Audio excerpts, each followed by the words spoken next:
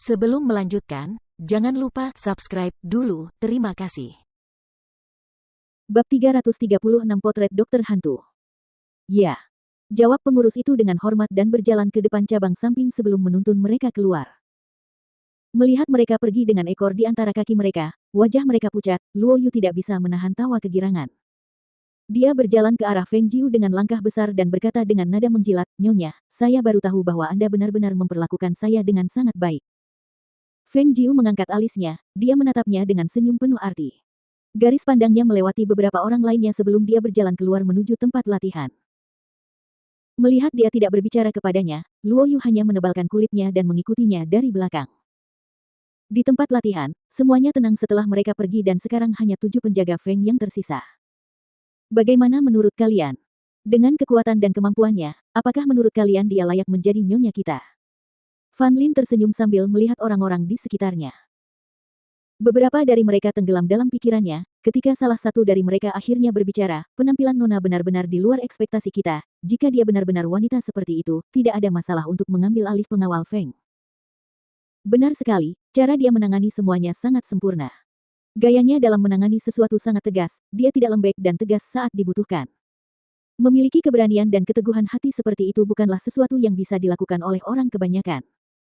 Memem, kurasa juga begitu. Tidak banyak kesempatan bagi kami untuk bersentuhan dengannya terakhir kali, namun kali ini, banyak yang bisa dilihat.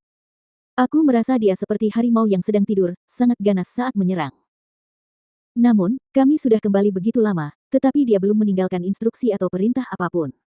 Seolah-olah kami transparan, mungkinkah dia tidak memuaskan kami? Kikang bertanya dengan khawatir.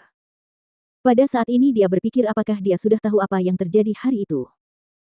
Tidak ada gunanya terlalu banyak berpikir, ayo, kita pergi. Beberapa dari mereka saling memandang sebelum berjalan kembali.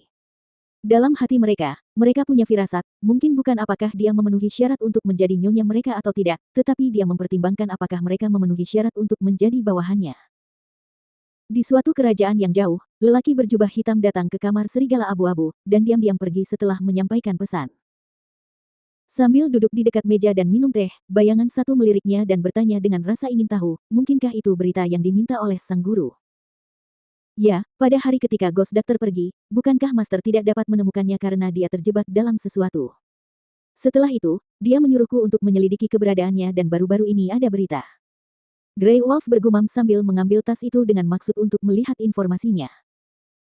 Tidak ada berita di Green Gallop Country, di bawah bimbingan Master, dia memintaku untuk mengirim seseorang ke Sun Glory Country untuk mengintai. Mungkinkah ini pertanda bahwa berita akhirnya sampai di sini? Negara kelas 9. Mengapa Ghost Doctor pergi ke sana? Shadow One mengerutkan alisnya, menurut pendapatnya, bagaimana mungkin Ghost Doctor berasal dari negara sekecil itu? Lagi pula, negara kelas 9 tidak mungkin menghasilkan seorang alkemis dengan kaliber setinggi itu. Bagaimana aku tahu? Tuan tidak mengatakan apa-apa, dia hanya memintaku untuk mengirim seseorang ke negeri Sun Glory untuk memeriksa keadaan. Setelah mengatakan itu, dia mengeluarkan informasi dari tasnya.